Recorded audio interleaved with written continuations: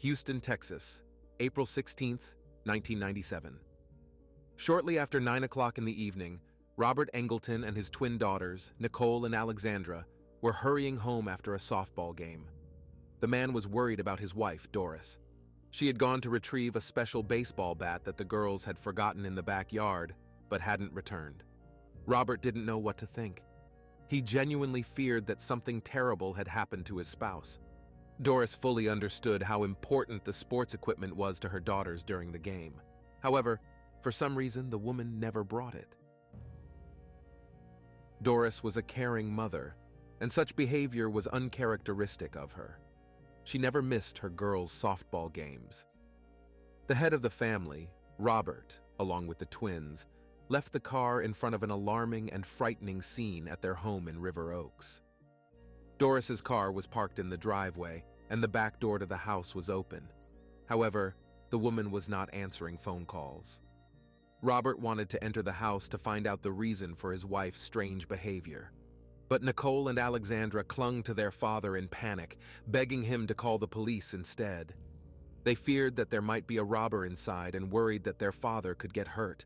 Instead of going inside, Robert sat back in his car and dialed the emergency number 911. A few minutes later, the arriving officers approached the back door of the Angleton residence. With weapons at the ready, they climbed the steps and entered.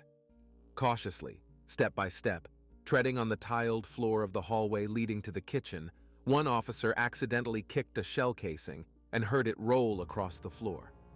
That's when he looked down, and something unclear caught his attention. Moving closer, the patrol officers could see a woman's body sprawled on the floor. It appeared that she had been shot several times in the head and chest. One of the officers crouched beside the victim and checked for a pulse.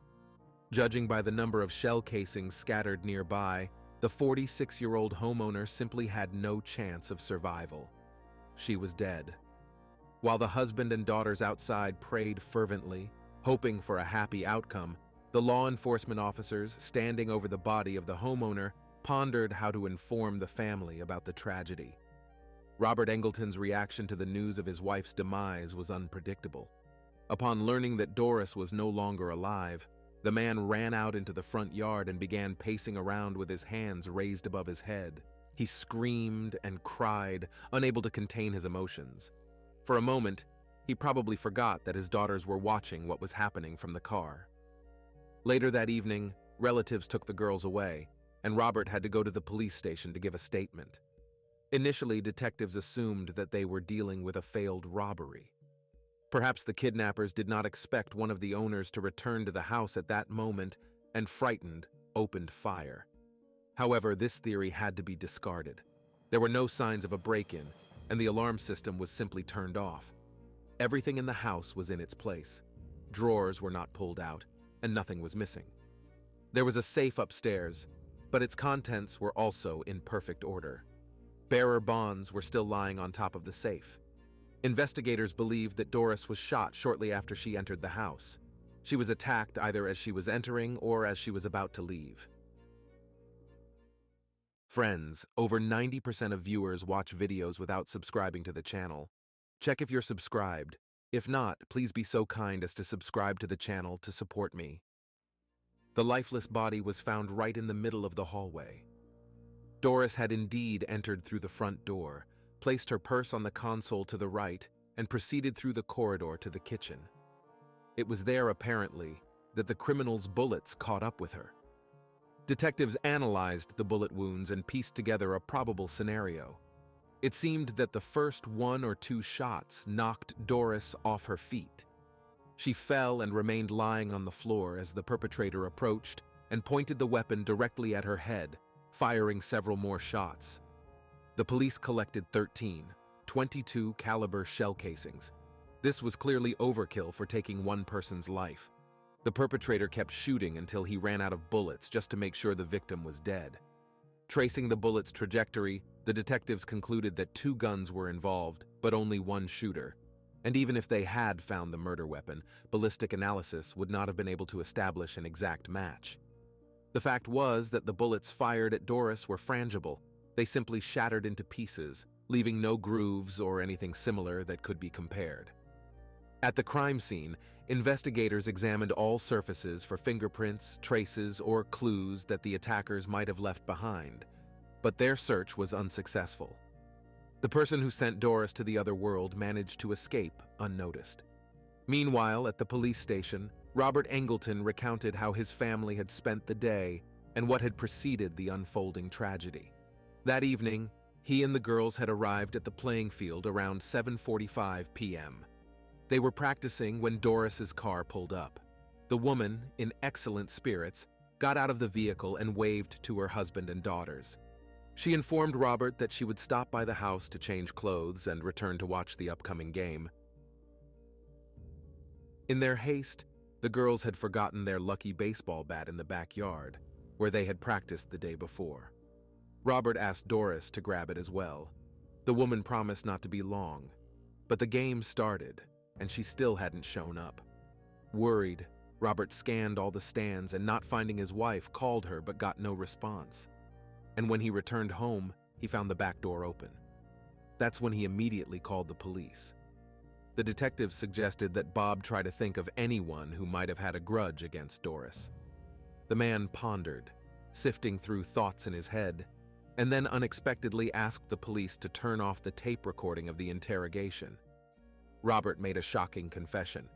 Angleton informed the detectives that he was a bookmaker, and not just a bookmaker, he ran one of the largest sports betting operations in Texas.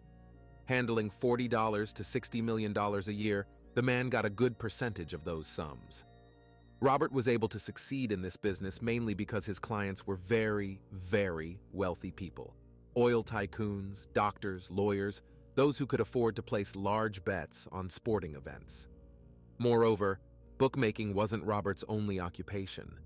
For the past 10 years, he had been a key informant in the Vice Division of the Houston Police Department, which was supposed to monitor other bookmakers' compliance with the law. After Robert Angleton's confession, the detectives decided that the attack on Doris might have been somehow related to his bookmaking activities. Now they had to find out who could have been angry enough at Robert to take his wife's life. Considering disgruntled players and every bookie whose business had been ruined by Robert, the police had a whole list of suspects. Although perhaps the reasons were not related to Robert at all. A few days after Doris's tragic demise, the residents of Houston still couldn't recover from the shock. Everyone was stunned. It wasn't too often that a wealthy, relatively well-known woman was killed in her own home, in an area like River Oaks. River Oaks is the wealthiest place to live in Houston. It's a residential community where property values range from $1 million to over $20 million. River Oaks Boulevard, the road that runs through the center of the community, is surrounded on both sides by mansions and estates set back from the street. There are about 1,600 single-family detached homes. Given the cost of real estate in the area, some of Houston's most affluent people live there. Socialites, undoubtedly including a woman like Doris Angleton, hardly fit the role of a crime victim. There was no one who, having met Doris once, did not succumb to the charm of her grace, charisma, and sociability. Doris Angleton grew up with her brother and sister in a small town, graduated from the University of Texas with a degree in speech therapy, and began a career as a school teacher before later becoming a pharmaceutical sales representative. Despite the fact that her upbringing and education were very different from that of her husband, whose father was a real estate tycoon and a successful multimillionaire, the woman was able to capture Robert Angleton's attention. When the future spouses first met, they were both already married. The self-assured Robert, without hesitation, approached Doris's husband and said that if he ever decided to get rid of his beautiful wife, he should let him know. Sometime later, both couples divorced and Doris and Robert began dating. In May 1982, they got married and settled in River Oaks. Doris was very taken with Robert. Not only was he a very charming man, but he was also constantly striving for success. 2 years later, the Angletons had twin girls, Nicole and Alexandra. Money never seemed to be a problem for their family. Robert's bookmaking business brought in about $2 million a year, all in cash. Also, in addition to sports betting, the head of the family was involved in other businesses. Robert bought several shopping centers, several restaurants, and had a used car dealership. Money was flowing. Most people in Doris's circle had no idea how Robert made his millions. When Doris confessed to a friend that her husband was a bookmaker, the friend thought he had something to do with books. For almost 10 years, Robert's business thrived, largely thanks to the Houston police, who turned a blind eye to his criminal activities in exchange for information about all the other bookmaking operations in the city. Angleton turned in other bookmakers so that the Vice Squad could arrest them. The police department made arrests and improved statistics, and for Robert, it was a great way to eliminate competition and protect his livelihood. However, there were other troubles in his life. Doris didn't want her husband to engage in illegal business. The fact was that in some states, betting, gambling, and gambling were strictly prohibited. Bookmaking was considered illegal. Doris was actually most concerned about the impact of her husband's business on their daughters. At the time, Robert was making huge sums of money from his business and had no intention of giving it up. As the strain on the marriage grew and the girls became more independent, Doris began going into internet chat rooms for communication. The woman wanted to disconnect from her own problems and chat with other people from different parts of the country. What started out as an innocent pastime led to an affair with a married stockbroker from New Jersey. At first, he flew in to meet her in person, and then they met several more times in different places across the country. For the first time, Doris felt truly loved. It was something she had long ceased to feel from Robert, who was only concerned with making a profit. It turns out that 4 weeks before her death, Doris had filed for divorce. According to her brother, Robert took Doris's desire to divorce quite calmly. When detectives asked Robert himself about this, he admitted that recently there had indeed been problems in his relationship with his wife. He respected Doris's decision, but they tried together to save the marriage and even went to see a family therapist. The man was convinced that his wife's death was in no way connected to her affair. While the police were making various assumptions, Robert unexpectedly threw them a new suspect. It was about his own brother, Roger. Roger Angleton, Robert's older brother, was his complete opposite.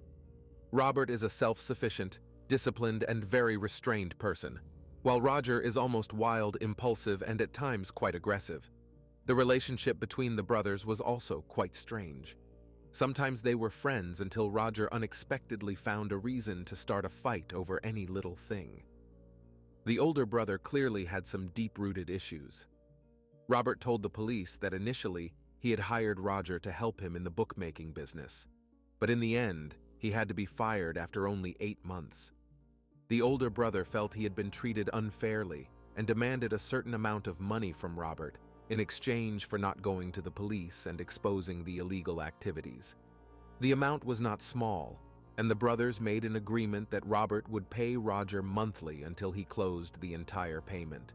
They hadn't seen each other or spoken for many years, and a few months before Doris's death, Roger broke the silence with yet another demand, threatening that if he didn't get $200,000, he would come to Houston and do something Robert would regret for the rest of his life. However, this time, Robert refused, and now he did not rule out the possibility that Roger could have committed the crime just to hurt his younger, more successful brother.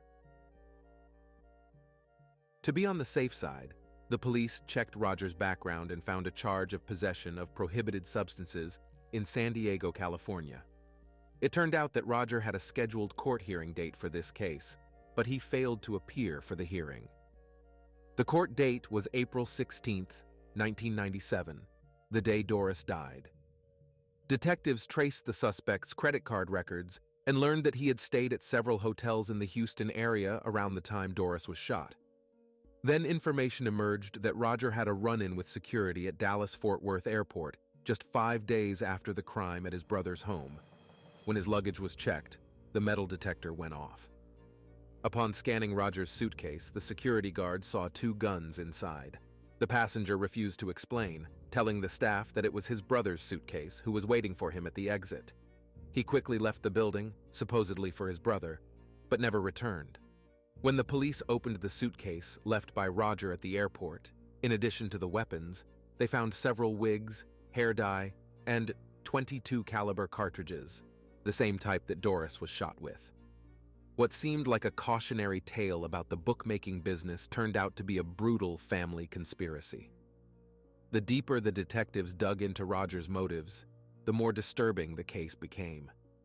3 weeks after Doris's death, detectives went to San Diego to question the prime suspect, Roger Angleton, but his wife said she had no idea where her husband was.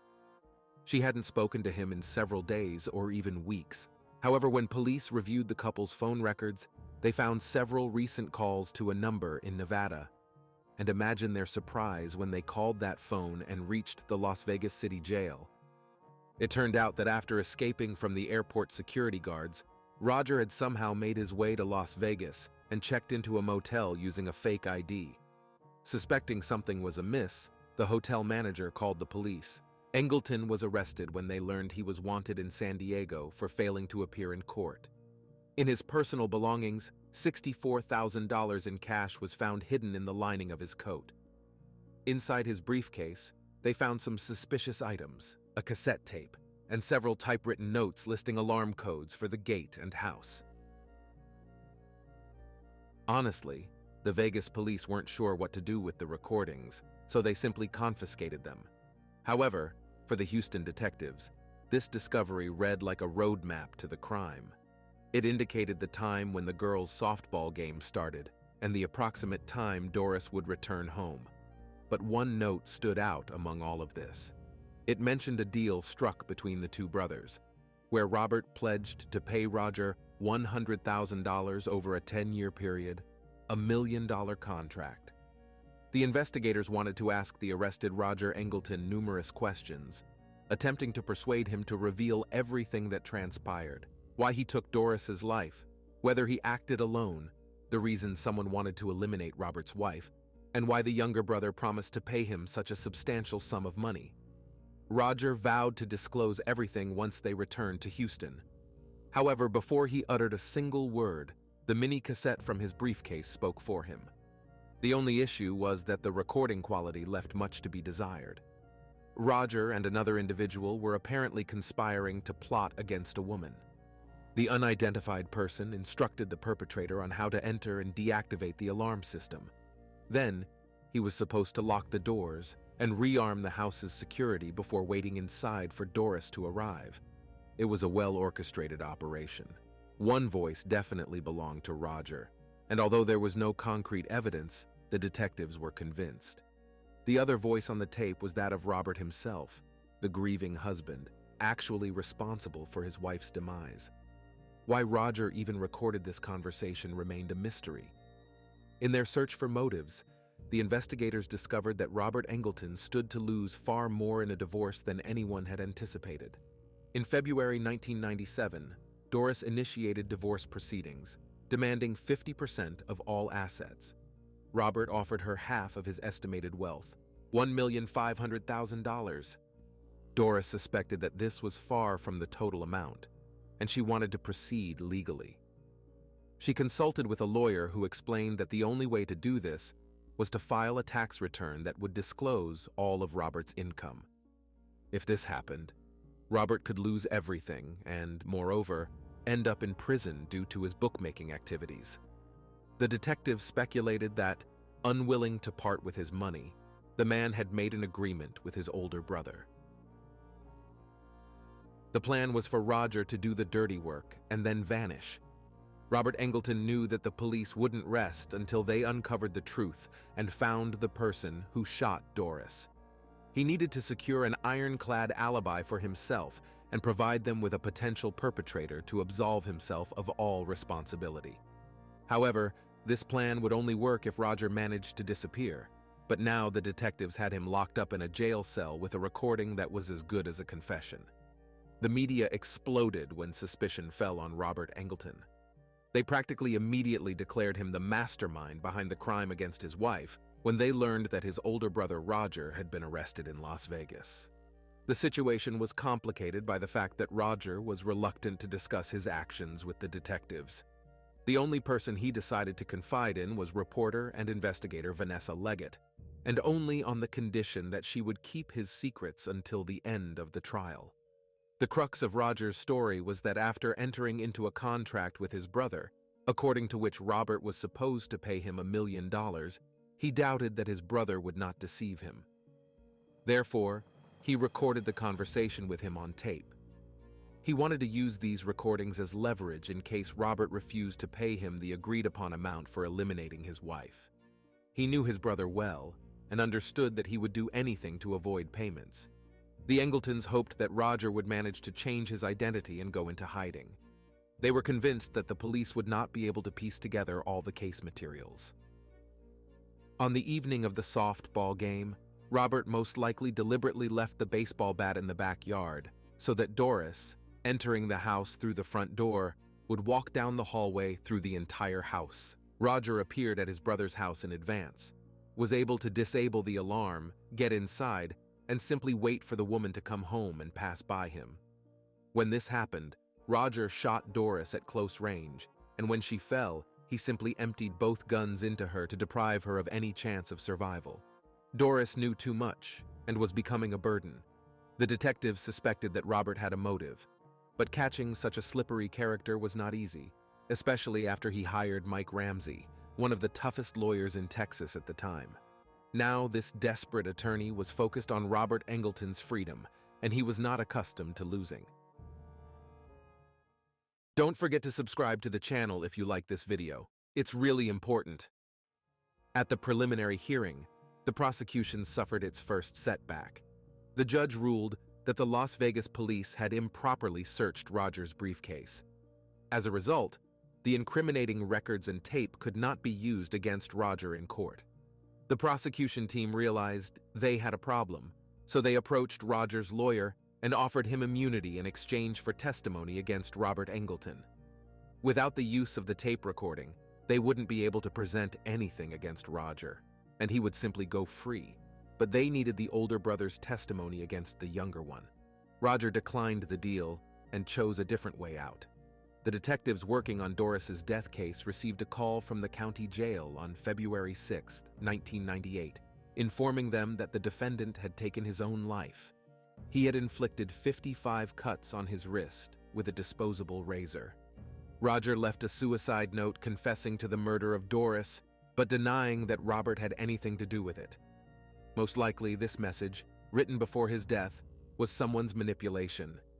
Investigative reporter Vanessa Leggett believed that Roger realized that the crime would not go unpunished for them. That's why he decided to take all the blame on himself, showing familial feelings towards his brother. He was giving him a chance to remain free. Robert's lawyers already wanted to take advantage of the moment, insisting that the note was proof of their client's innocence, but they were not allowed to do so. The autopsy revealed that Roger suffered from severe heart disease. Perhaps he knew his days were numbered and made a farewell gift to his younger brother. Nevertheless, prosecutors intended to proceed with the case against Robert, and their last hope was Roger's poorly recorded cassette. An audio expert compared the voice on the Angleton tape to a set of phrases spoken by Robert into a police microphone and concluded that there was an 80% probability that the voice belonged to someone else, not Robert. The detectives and prosecutors were at their wits' end and realized the futility of the accusation. The case seemed doomed, but they were not going to give up without a fight. In July 1998, 15 months after his wife's murder, Robert Angleton entered a crowded courtroom in Houston. Prosecutors insisted that the only person in the world with a motive to shoot Doris was her husband. His older brother Roger had done him a favor, allowing Robert to get out of the divorce proceedings initiated by his wife without going to court or the tax authorities. Even though their own experts were 80% certain that the voice on the tape was not Robert's, the prosecution risked everything and presented the audio recording as evidence. The interlocutors discussed how to stage the attack on Doris as a robbery. Roger even asked if he should steal the wedding ring from the woman's hand, to which his opponent replied that no finger cutting was necessary. Only a person who had some kind of relationship with the victim during her lifetime could say that. In another part of the recording, The men discussed what to do with the family dog, and it was decided to lock it in one of the bathrooms. The defense insisted that this conversation took place between Roger and a hitman he hired of his own volition. But this was a wild claim. It was unlikely that any hitman would worry about the dog. He would just shoot it. But for Robert, who loved his dog, it would matter if his pet was harmed. On the last day of the trial, the defense team finally fought back by calling the 14-year-old Angleton twins as witnesses. Of course, both girls confirmed that the voice on the tape did not belong to their father. They could be understood. Having lost their mother in an instant, they could not lose their second parent as well. After 8 days of testimony, the jury began deliberating, trying to reach an agreement. It seemed that initially they supported the prosecution's version, and the prosecutors eagerly awaited their verdict. But when the jury announced its decision, everyone was shocked. The verdict stated that Robert Angleton was found not guilty. No one could believe it because the crime seemed quite obvious, and there was practically no doubt about who was responsible for Doris's death. The entire community was in shock. Nevertheless, Robert was acquitted. 2 months after the trial, Angleton agreed to pay the IRS $1,700,000, but the FBI hasn't finished with him yet. They kept an eye on him, hoping he would slip up and return to bookmaking. The FBI launched a full-scale investigation into Bob's betting activities. It turned out that he could not stay within the law for long. Justice in the Doris Angleton case finally got a second chance. Federal prosecutors believed that the key to Robert's acquittal was the poor quality and poor handling of Roger's tape recording. In the conversation recording presented in court, not a word could be understood. This time, FBI experts took on the investigation of the cassette. They digitized the recording and were able to significantly improve its quality. Investigative reporter Vanessa Leggett, who had spoken to every witness in the case and had tape recordings of those conversations, was called to court. The agents wanted to obtain what she knew, hoping to find some additional leads. But Leggett refused to cooperate. Vanessa stated that she had press privileges and did not need to disclose her sources or hand over the recordings. She justified her position by saying that she could not let down the people who had trusted her. Vanessa Leggett was charged with contempt of court and sent to prison. Ironically, while Leggett was in federal prison, Robert Angleton was freely roaming the streets of Houston. After 6 months, Leggett was released because federal prosecutors decided to continue the investigation without her help. Instead, they arrested Robert Angleton on federal charges of conspiracy to commit murder for hire and illegal possession of a firearm. The reason they were able to use this was that Robert had brought Roger across state lines from San Diego to commit the crime for him. The trial was set to begin in Houston. Robert waived bail and turned the federal case into an international drama. 6 years after Doris Angleton was shot, her husband Robert was due to appear in federal court. The hearing was scheduled for June 12th, but Robert did not show up. He had somehow managed to escape. However, Robert's life on the run was short-lived. He was detained at Amsterdam International Airport with a fake passport. A customs officer who noticed a discrepancy in the identification decided to conduct a full search of the passenger's belongings. The search revealed $135,000 in cash and several other documents with different names.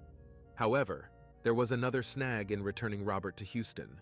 The Dutch government rejected the U.S. extradition request. The only way was to drop the pursuit of higher charges against him and only charge him with tax evasion, money laundering, and document forgery. Robert's flight from justice ended in 2004 when the Dutch government finally agreed to a conditional extradition. 3 months later, Robert pleaded guilty to the charges. His total sentence was 12 years and 3 months, and he was set to be released in 2014. The agreement with the Netherlands allowed the feds to re-indict Robert for conspiracy to murder Doris as soon as he was released. And everyone was waiting for that to happen. Angleton was released from prison in 2012.